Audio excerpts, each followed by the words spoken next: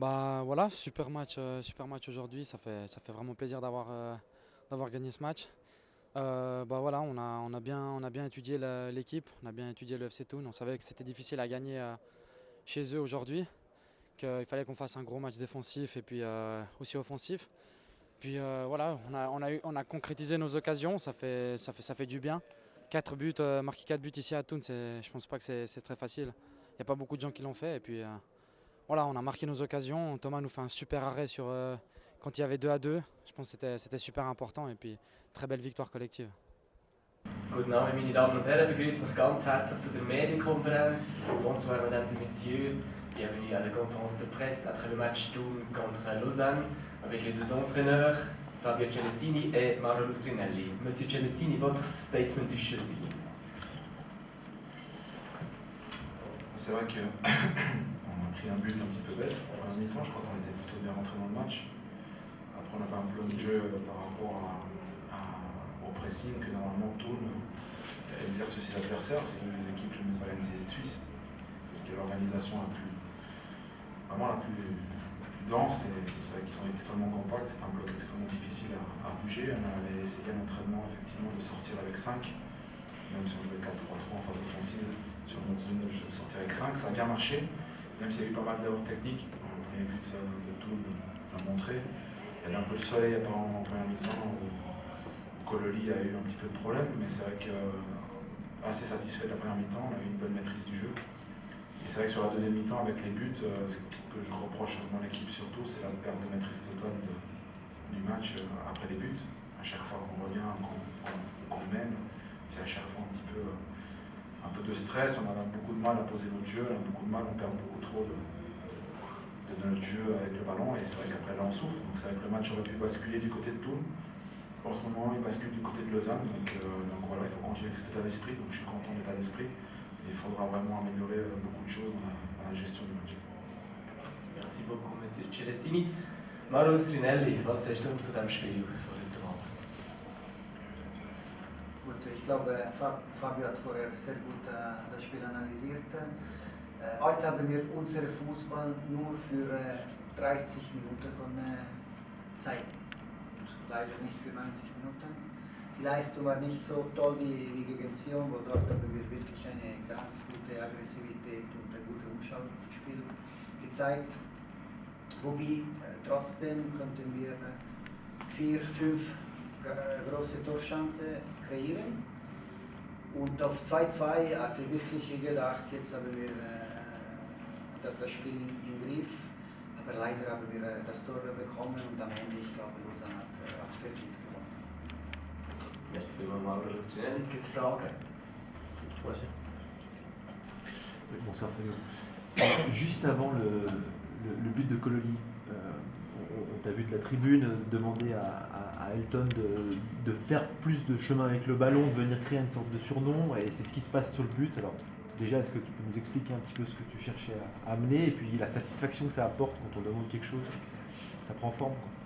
Ça a pris forme sur le but, mais toute la première mi-temps, c'est exactement ce qu'on a fait. Jérémy Manière a porté ce surnom. On pensait qu'effectivement Thun allait venir nous chercher un peu plus haut. Donc on n'aurait normalement même pas eu besoin de vraiment porter la balle. Normalement Thun était extrêmement agressif avec ses 4 joueurs, les 2 attaquants plus les 2 joueurs extérieurs qui viennent faire un pressing très haut. Donc nous on avait décidé de construire à 5, très bas, pour essayer de sortir de leur pressing. Mais comme ils ne sont pas venus aussi haut, on a dû effectivement, c'est deux options qu'on avait entraînées cette semaine, que Elton et Jérémy vraiment avaient fixé le joueur extérieur de Thun pour après essayer de jouer le ballon autant à Lotomba et Cololi, puis après il fallait conduire la balle et essayer d'aller chez un camp adverse en cherchant des appels en profondeur avec les numéros 8 ou avec les joueurs extérieurs qu'on avait. Donc c'est vrai que Cololi a eu effectivement, je ne sais pas si c'était le soleil, mais il y a eu 4-5 prises de balle un peu bizarres en première mi-temps. Avec Joe, ça s'est plutôt bien passé aussi avec Jérémy en première mi-temps, et c'est vrai que quand l'équipe en deuxième mi-temps c'est un petit peu plus ouverte, Colo il a eu la possibilité de courir dans les espaces parce qu'il y a eu effectivement Vache qui est parti dans la profondeur, ça a ouvert des espaces et il a pu aller quasiment jusqu'au bout, quoi. Donc voilà, mais après c'est pas pour ça qu'on a gagné, quoi. C'est une fois sur 1000 que ça sort une action comme ça qu'on a entraîné à l'entraînement. C'est l'état d'esprit. Mais ça fait du bien. physique. Ça fait du bien, ça renforce les choses qu'on entraîne. Maintenant, j'aimerais qu'on le fasse encore plus, j'aimerais qu'on le fasse pendant 90 minutes, puis pas seulement pendant 35, mais voilà, il y a beaucoup de choses à améliorer. Mais c'est réconforte l'équipe que ce qu'on est en train de faire à l'entraînement peut marcher le week-end. Donc c'est vrai que c'est réconfortant. Profiter Attendez. Profiter des espaces justement par les latéraux, c'est un peu ce qu'il avait manqué sur les 3 derniers matchs. C'est ça aujourd'hui aussi la grosse satisfaction, c'est cet apport des latéraux. Je suis pas d'accord. Ok. Non, je suis À pas gauche, d'accord. on va dire alors. Non, à gauche, non, parce que à gauche, Taiwo a un autre style, sûrement que Kololi. Il apporte une solidité défensive, parce qu'on a vu quand même à la fin que Kolo, c'est pas un défenseur né, et qu'on souffre énormément dans la dernière mineur avec Kololi en latéral gauche. Quoi. Il faut regarder le match avec les 3 phases, c'est-à-dire la phase offensive, la phase défensive et les transitions. Si on n'en regarde qu'une, ça devient compliqué. Quoi.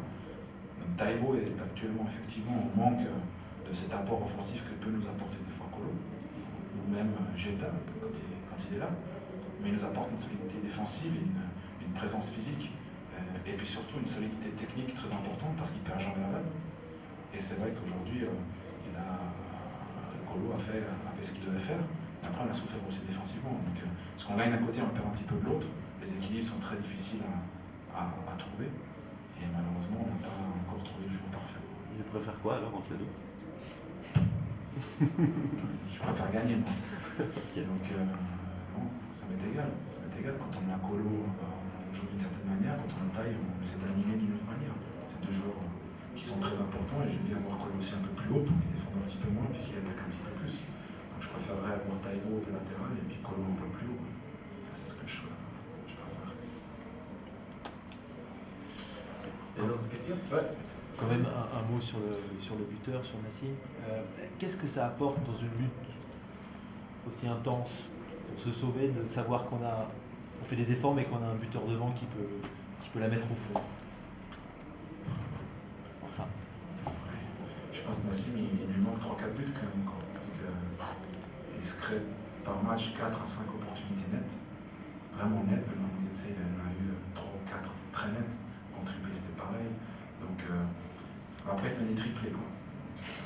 C'est ou rien ou triplé. Quoi. Donc s'il peut espacer un petit peu les buts, ce serait bien. Mais bon, Nassim apporte surtout sur ce couloir une agressivité défensive absolument fantastique.